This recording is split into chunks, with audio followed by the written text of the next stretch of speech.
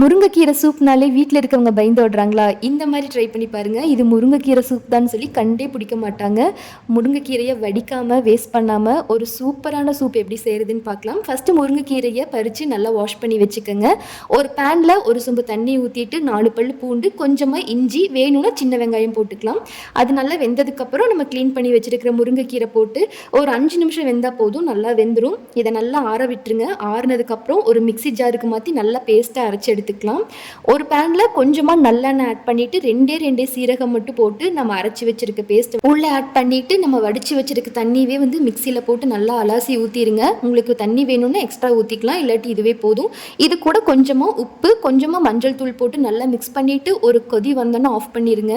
ஒரு கிளாஸுக்கு மாற்றிட்டு காரத்துக்காக கொஞ்சமாக பெப்பர் ஆட் பண்ணி சுட சுட குடிச்சு பாருங்கள். அவ்வளோ டேஸ்ட்டாக இருக்கும். முருங்கைக்கீரையை வேக வச்சு வடித்தாதான் கசப்பு வரும். இந்த மாதிரி பண்ணால் வராது. ட்ரை பண்ணி பாருங்கள்.